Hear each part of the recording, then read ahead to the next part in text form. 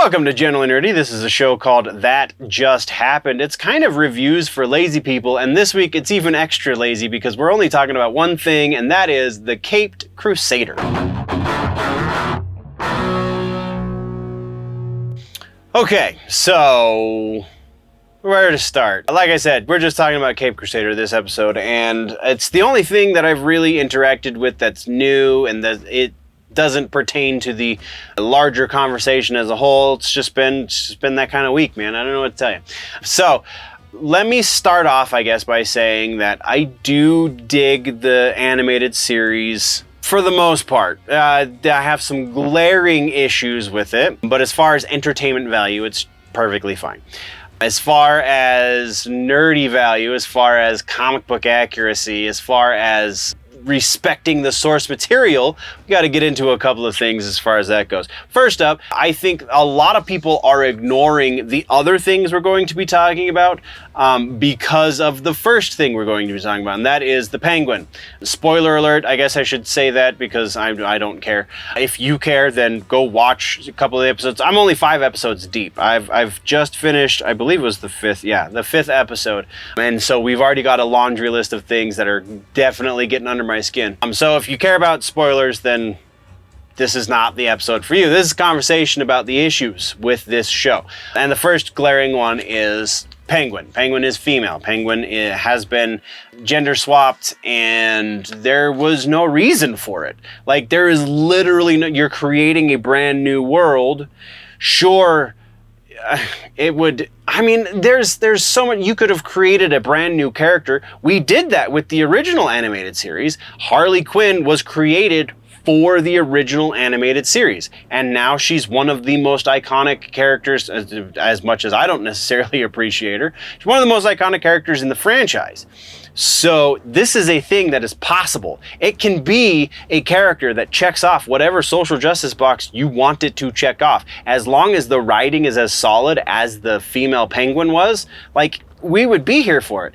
If this character had been, say, even just a minor difference from where she is, and say she is Oswald Cobblepot's sister or cousin, or some sort of copycat for Oswald, something along, you know, the copycat would probably make a little bit less sense considering, you know, she's rich like Oswald, blah, blah, blah. So like the comparisons to Oswald would be a little bit weird if she wasn't related to him, but you don't have to completely disregard the existence of the original character for this new character. You could have made this badass character, had everything focus on this badass character, and not had to do what you did. So just silly.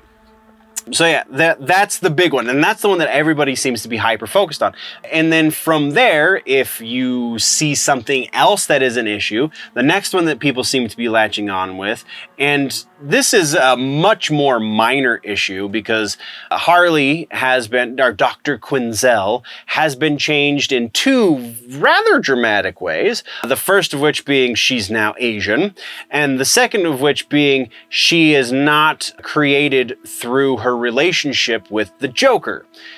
And she's kind of a garbage villain because, like, the idea is there, but there's also at least 2 other villains in Batman's rogues gallery that already do the thing that she does in her episode, where they brainwash people into doing their bidding.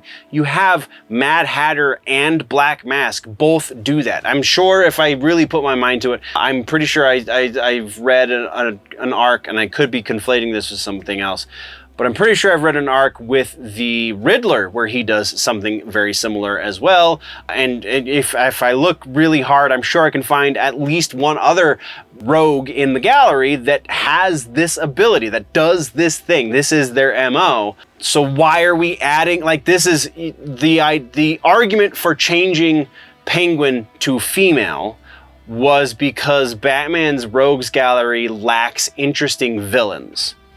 So then you take one of the interesting villains and make her less interesting because you're giving her the abilities of 2 of the other villains in the rogues gallery already. Like, yeah, where's the consistency here? So that's the other thing, and those are the only 2 things. Like, if you have watched this animated series at all and you have issues with it, or if you're more aware of the more critical side of the nerddom, then those are the two big things that you're hearing about.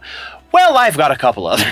And I think these are a lot more detrimental to the respecting of the source material, because you can create a new villain. That's fine. Like I said, we've done this in the spiritual the series that this is the spiritual successor for.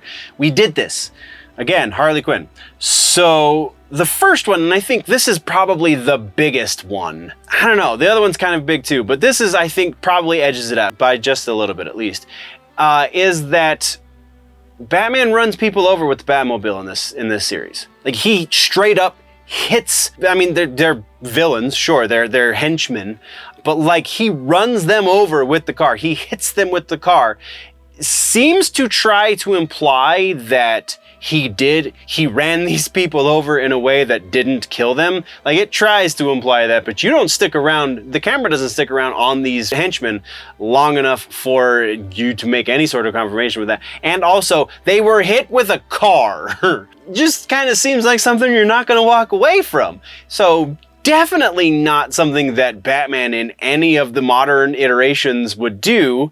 And then in the very same episode where he hits these people with the car, he talks about, even though he got the villain in the end, he talks about how he failed, and he needs to make sure he never does that, because some really minor technical reason why he failed, because the villain kind of still gets off their plot, and like, so he wasn't able to foil the plot, he was just able to foil the villain. So again, which that argument stands in the oeuvre of the Batman mythos.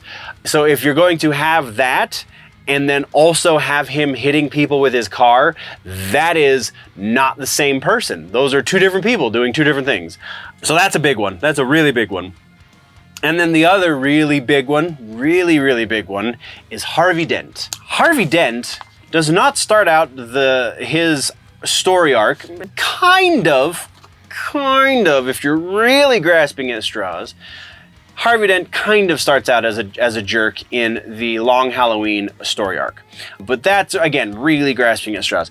By and large, every other version of Harvey Dent that we see in the comic books or in most other iterations of the media, we see Harvey Dent start out as a good guy. He is the prosecutor for the city of Gotham. He wants to clean up the streets. He wants to be the White Knight, kind of like we got in the Dark Knight movie with Aaron Eckhart. That is pretty damn close to where he is in the comic books from my reading of the character as well.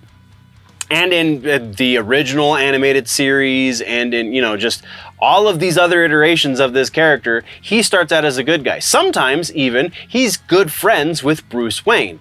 Sometimes they don't necessarily know each other, but by and large, this guy starts out as the White Knight. He wants to be the one who is the upholder of law and good in this very corrupt city. And then when that blows up in his face, quite literally in certain instances, that's when he says, okay, this is all just, I was doing everything I could to save people, and I even got blown up, so everything is just left to chance, because there's nothing here, there's no rhyme or reason outside of just chaos theory. And then he becomes this agent of chaos, and then he's Two-Face, and he has the whole coin, and blah, blah, blah. So it's a more dramatic and jarring turn for this character, and it also has a lot more weight and gravity and meaning for Batman, because every one of Batman's villains, all of the rogues in the gallery, if you will, are different iterations of Batman's broken psyche to some degree. Harvey Dent being that he started out, they both have the same initial goal, and that is to save Gotham. They have different ways of doing it.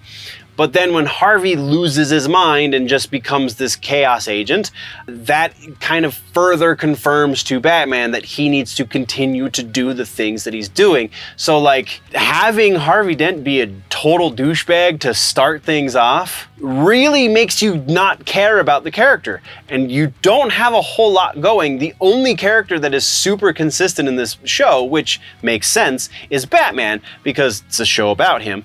But like, that is not how the original animated series went. It's kind of how it started, I guess, because most procedural shows, be it animated or otherwise, start out when they don't know how long they're going to be able to make the show. They kind of have to do this villain of the week thing, and so you don't have a whole lot of consistency from one episode to the next until they're like, all right, we're going to be in this for the long haul. Let's start doing these longer story arcs. Let's start building these relationships with these characters, etc., etc.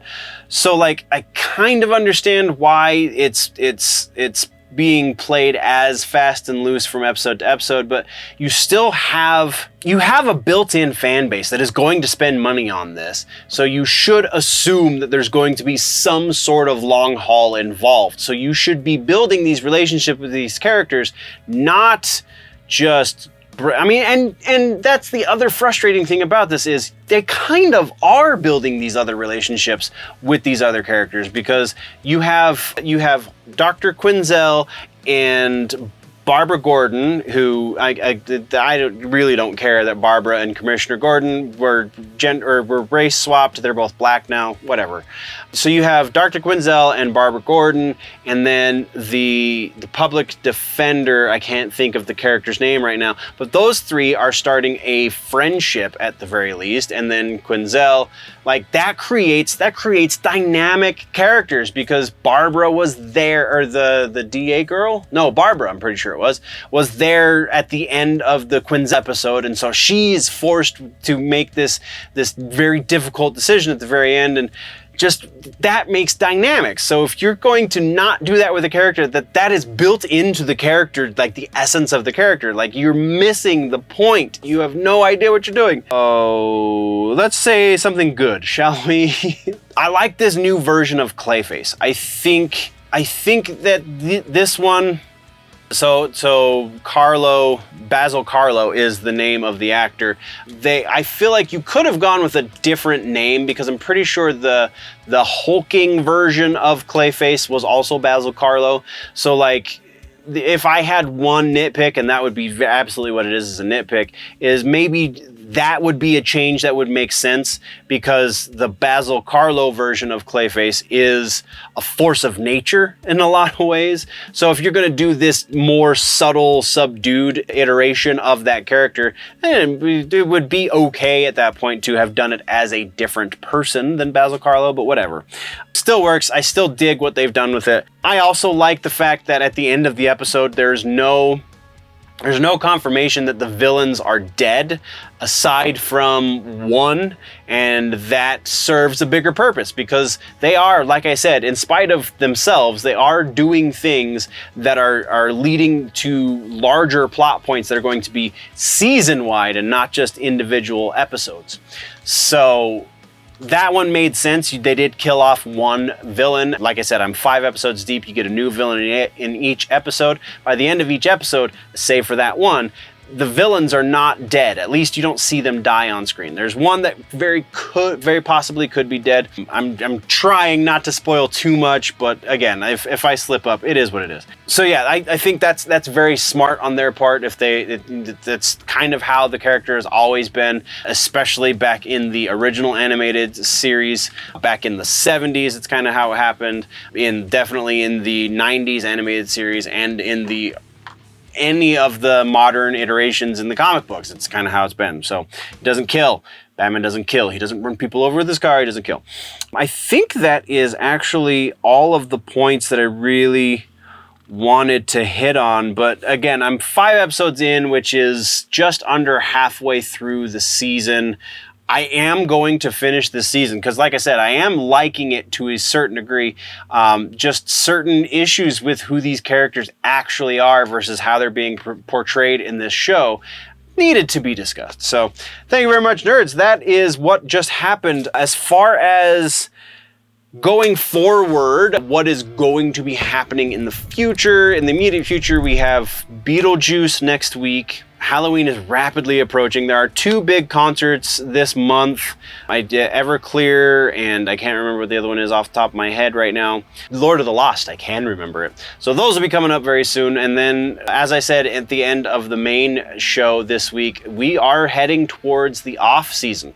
So in the off season, this won't be a show unto itself. We'll probably touch on this kind of idea of lazy reviews in future episodes, or we'll probably touch on the That Just Happened stuff in the regular live episodes when we get into the off season, but there won't be a proper separate episode for That Just Happened, just because it's way too much editing that I'm trying to gear up for a new season, so I can't edit and also make assets and make new music and yada yada yada. So yeah, I think that is everything as far as what's on the horizon. So I'm going to pass this off to you then, nerds. What is about to happen? What is on the plate for going to happen for you? What happened between last week and this week? Let's talk about all of those things in the comment section. Thank you very much, nerds, for joining me.